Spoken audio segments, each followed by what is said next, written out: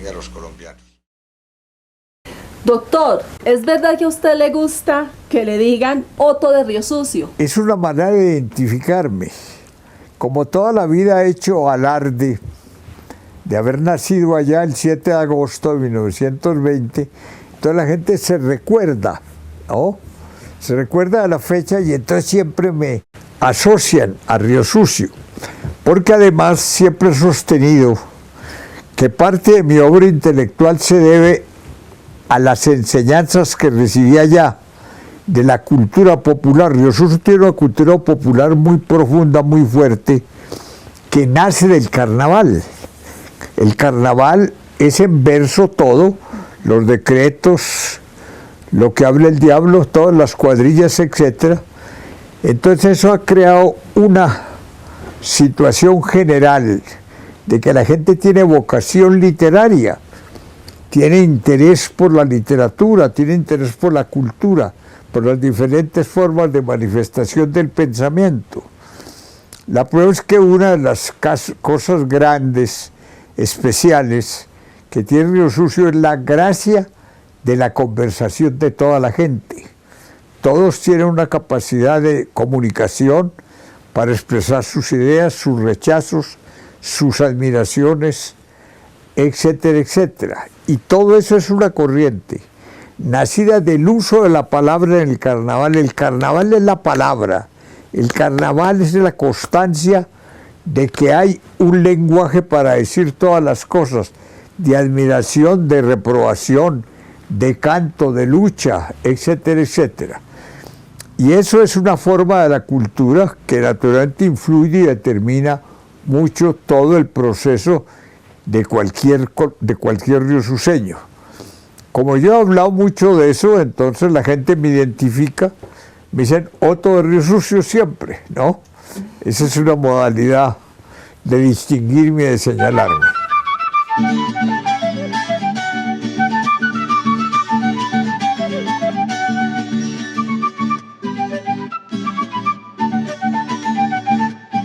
Doctor, me gustaría iniciar este camino de su vida de un hombre que en todas sus actividades que ha emprendido se ha distinguido por su inteligencia y por el supremo deseo de servir y de transmitir.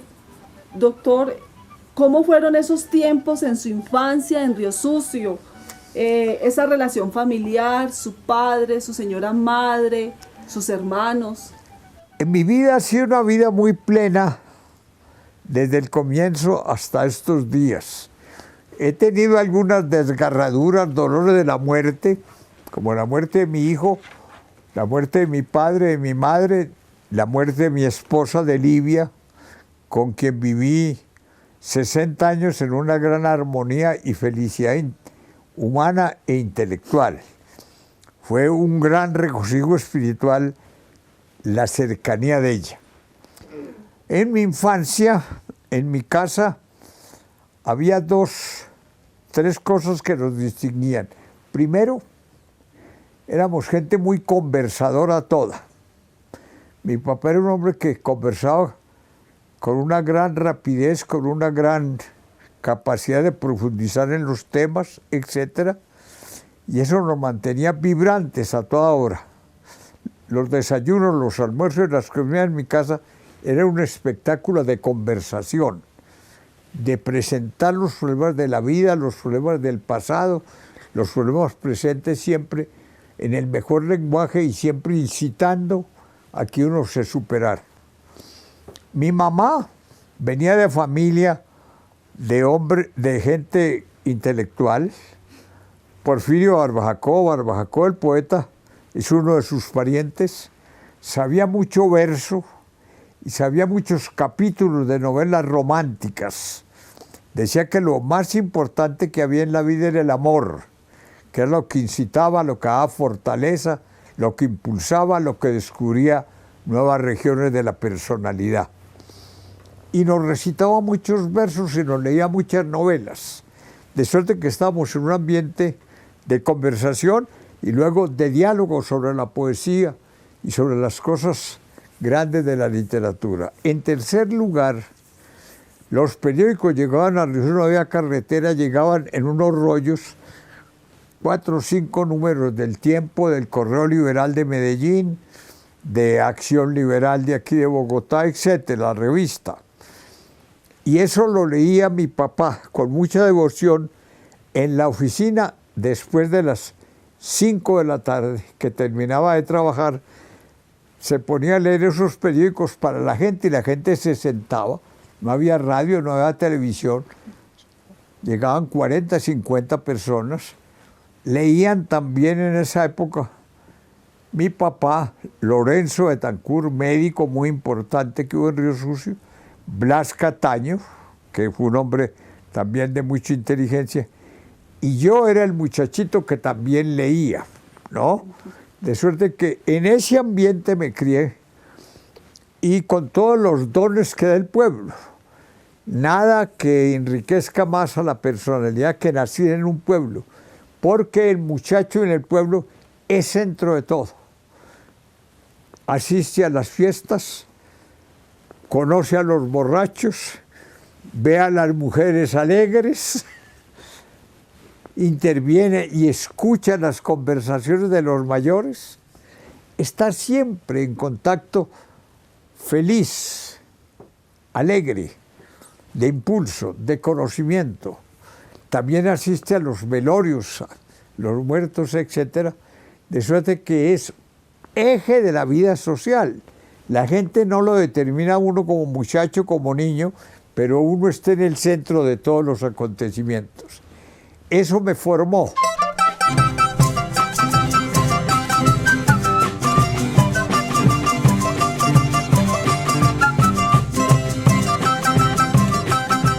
Había otra cosa que era esencial. Como las minas de Marmato estaban a tan corta distancia, en Río Sucio vivían muchos de los mineros. La prueba es que quedaron muchas familias extranjeras viviendo en Río Sucio. Hay familias que son de origen extranjero, pero gente formadas, familias en Río Sucio. Eso nos conducía a estar escuchando uno noticias nuevas del Estado, noticias nuevas de la religión, noticias nuevas de la política, etc. Sobre todo yo tenía ese privilegio porque ellos iban mucho a la oficina de mi papá y conversaban largo y tendido sobre todas las modalidades de la cultura de sus países, de Suecia, de Francia, de Inglaterra, de Holanda, etcétera, etcétera. De suerte que tuve una visión universal desde muy joven, oyendo a esos señores. Sabía yo que había otras culturas, otras maneras de pensar, otras religiones, otros estados, otra manera de gobernar, etcétera, etcétera. Todo eso me enriqueció mucho, me dio mucha fuerza, me alegró mucho. A los 13 años organicé con otro grupo de compañeros liberales todos, lo que se llamó la Guardia Roja.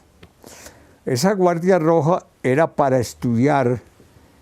¿Qué estudiábamos? Los comunicados y los discursos de los presidentes de la República. Estábamos en plena República Liberal.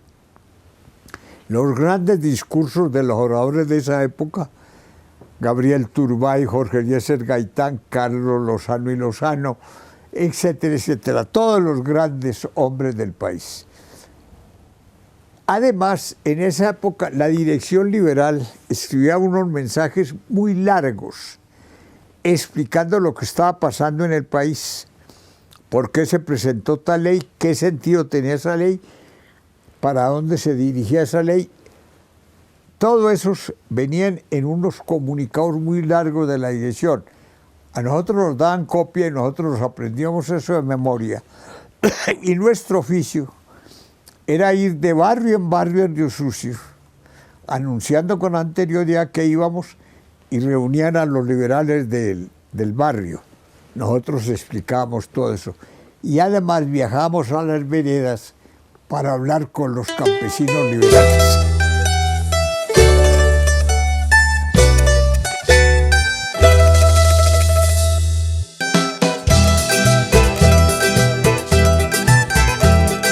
A los 13 años yo escribí el primer artículo en el periódico La Unión de don Juan Francisco García, que era el boticario del pueblo, y accidentalmente me tocó también improvisar el primer discurso a los 13 años. Venía un orador de Manizales que mandaba el directorio liberal departamental, el doctor Arcesio Londoño Palacio, que luego fue gobernador y luego fue ministro de Hacienda. Llegó una carta en la que decía no puedo ir porque tenía una dificultad familiar. Alguien de su familia estaba en cuidados intensivos muy grave. Entonces yo estaba allí, don Gabriel de la Roche, que era muy jefe del Partido Liberal, estábamos en la oficina, y dijo, entonces usted habla. ¿No? Usted habla. Yo naturalmente me dio mucho temor, me dio mucha angustia, etcétera. Pero como yo sabía tanto de todo eso que he leído de los periódicos, de los manifiestos, de las revistas, etcétera. Entonces dije, pues si tengo que hablar, hablo. Entonces fue la primera vez que hablé de una ventana del Café Victoria. No sé si existe el Café Victoria todavía, en la plaza de arriba. ¿No? Habría un café y había ese café que era una cosa pequeña, con una buena fachada, y arriba había allá hablé, desde allá hablé. Fue la primera vez que intervine en la vida pública.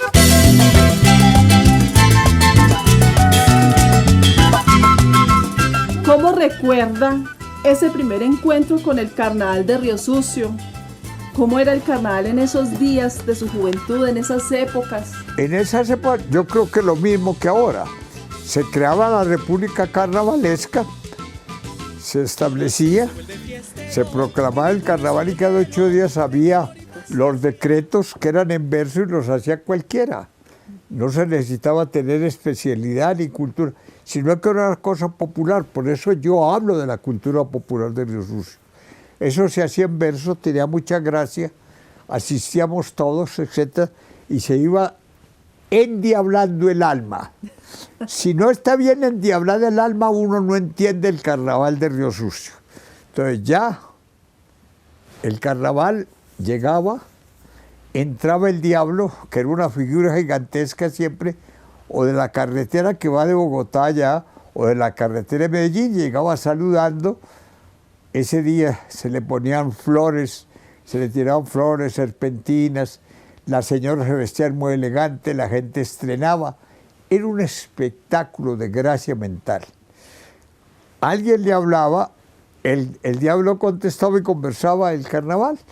Entonces las cuadrillas se presentaban ante el diablo primero que en todo, que es en el proscenio, y el pueblo estaba allí escuchando. Y luego venía esa cosa tan hermosa que hay en Río Sucio, que es las familias que se inscriben para recibir. Entonces era un espectáculo de las cuadrillas recorriendo el pueblo, y uno, de acuerdo con la vocación, a veces se iba detrás de una cuadrilla, escuchándola, gozándola más, buscando el entendimiento de los versos que estaban cantando, etc. Y el carnaval tiene la virtud de la palabra, la virtud de ser en verso, la virtud de la música y la virtud sartorial. Eso es una maravilla. Y es lo que nos da unanimidad. En ese momento nadie pelea, nadie cobra venganzas, nadie está en situación de baja temperatura moral, sino todos alegres unánimemente, los ricos, los pobres, los de buena familia, gente desconocida, todos participamos con una gran alegría, la que nos enciende el alma, las que nos endiabla el alma.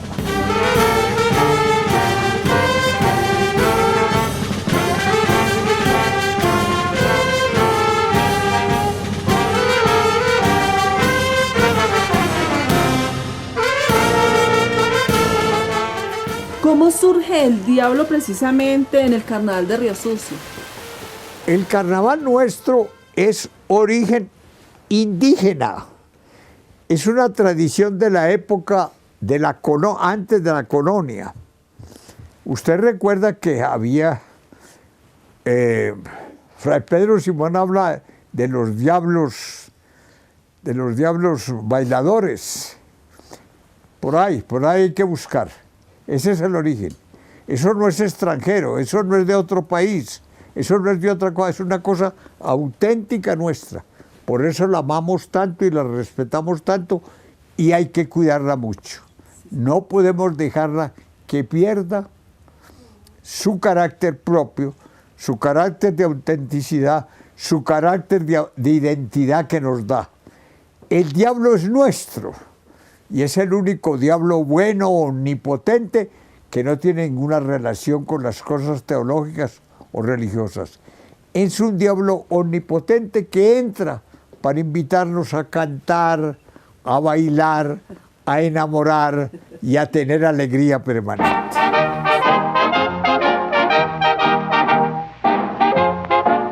El Carnaval de Río Sucio es hoy patrimonio intangible de Colombia. Seguramente muy pronto será patrimonio de la humanidad. ¿Qué tiene el Carnaval de Río Sucio que merezca estos reconocimientos?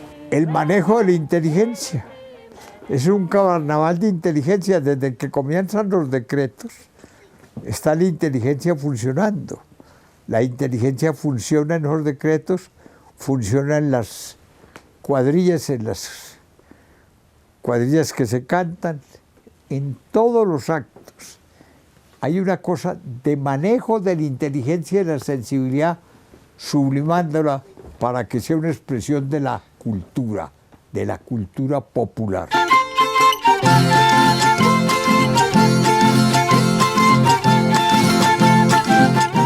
Usted es un incansable escritor que nos deja una importante obra. ¿Eso fue definitivamente su vocación, ser escritor? Fue una vocación muy fuerte. Yo he tenido varias vocaciones. Primero, estudiar.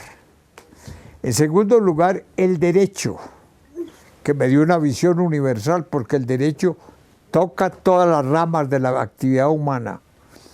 Y luego, la escritura. La escritura me ha mantenido encendido. Siempre vivo con proyectos, con nuevos esfuerzos, etc. Hasta ahora he publicado 138 libros y en la actualidad tengo en mi oficina 40 libros inéditos para publicar de un momento a otro. Hay uno muy hermoso que se llama Río Sucio, Atalayas del Ingrumá, que no lo he podido publicar. Es un gran homenaje a Río Sucio y hay muchos cuentos de mi infancia, de la época que yo viví en Río Sucio, etcétera, cómo veía la vida, etcétera, etcétera.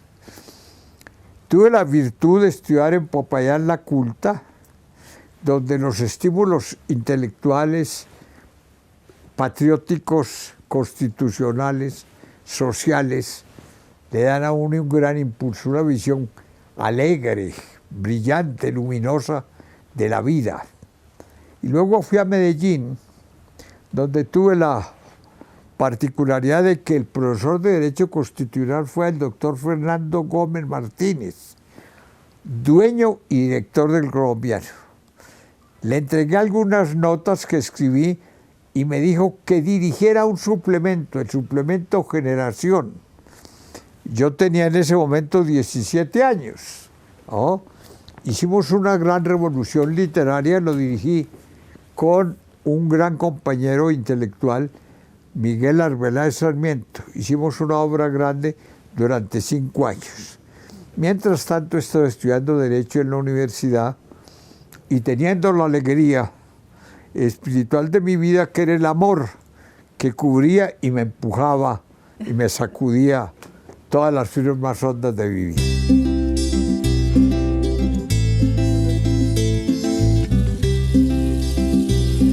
Siempre se ha dicho que detrás de un gran hombre hay una gran mujer, su señora esposa.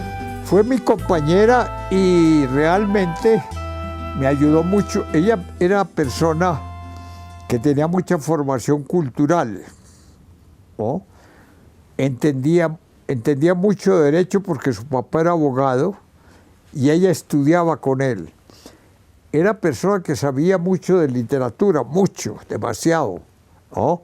Y entendía la política porque su papá había sido jefe liberal en Antioquia. Entonces, esas eran mis vocaciones también. Entonces, me ayudó mucho, mi obra me la ayudó a corregir, a ordenar etcétera. Siempre con una crítica amable, suave, porque era una persona muy delicada. Ella tenía varias cualidades. Primero, era muy hermosa, era muy elegante y era muy culta. Todo eso enriqueció mi vida y me ayudó, me colaboró demasiado en mi obra intelectual. Tengo mucho que agradecer. Otto Morales Benítez, el político, congresista, ministro, comisionado de paz, candidato presidencial. ¿Qué le deja la política? La política me dejó la enseñanza, varias enseñanzas. Primero, el conocimiento del país. En segundo lugar, la alegría de haber luchado por unas ideas y por unos intereses regionales, departamentales y nacionales. Fui congresista, fui parlamentario, fui muy activo. Acompañé a los candidatos liberales más importantes a recorrer el país y luego el liberalismo me consagró como candidato a la presidencia 2 ocasiones.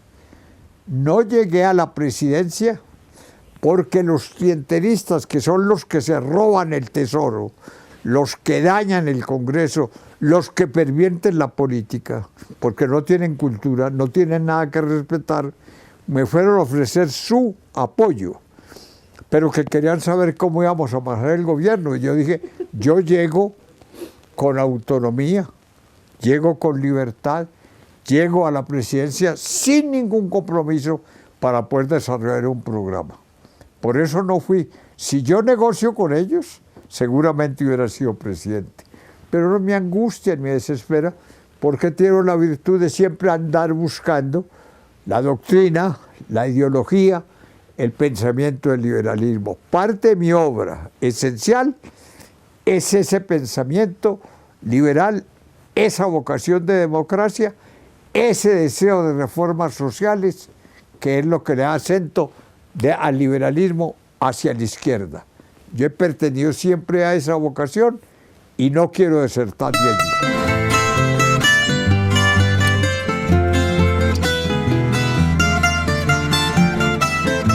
El encuentro de la palabra, próximo a cumplir 30 años. ¿Cómo analiza la evolución del coloquio, su futuro, cuando los dineros para la cultura cada día son más escasos? Yo fui partidario de los encuentros de la palabra desde el primer momento. Yo no fui creador. Eso es una maravilla porque Riosuso tiene vocación por la palabra, vocación por la literatura, vocación por el pensamiento, vocación por entender todos los signos del pensamiento universal, etc. El riosuceño es un hombre muy vivo, lleno de alegría mental. No lo arredra ninguna situación intelectual, por difícil que sea. Siempre tiene capacidad de enfrentarla, de estudiar, de analizar. El encuentro nos ha dado otra forma de unanimidad. Esa palabra de los grandes escritores, poetas, novelistas, ensayistas, etc., congrega al pueblo en voluntad de escuchar para aprender, en voluntad de escuchar para poder escribir con más propiedad y con nuevas facetas. Ha despertado dos generaciones de jóvenes cuentistas, ensayistas, novelistas, poetas. Nuestra vida con el encuentro en Río Sucio se ha enriquecido, se seguirá enriqueciendo. Y no olvide, el encuentro de la palabra ha sido un ejemplo para Colombia. En defensa de la provincia debemos librar todos los combates. Sí. Una población como Río Sucio, aún aislada de los grandes centros, ¿a qué combate nos enfrentamos y cómo podemos salir adelante? Esa frase de que la provincia merece todos los esfuerzos y todos los debates en favor de ella la dije en un discurso sobre la fundación de Río Sucio, hace muchos años, en un discurso en el Teatro Cuesta. Sigo sosteniendo eso. Los grandes hechos históricos colombianos han nacido en la provincia. ponga usted cuidado, los comuneros, ¿no? Los palanqueros, los negros que peleaban contra el rey en la provincia, en Cartagena, ¿no? Toda la gran colonización, obra del pueblo antioqueño, que se desparramó por Caldas y por el Valle y por el Tolima. Suerte que son hechos singulares. La provincia empuja la historia colombiana. Entonces tenemos obligación de defenderla, de fortalecerla. Y a la gente hay que darle la sensación de que se está en el centro de un pueblo que tiene ramificaciones hacia el futuro y hacia todos los lindes de la patria.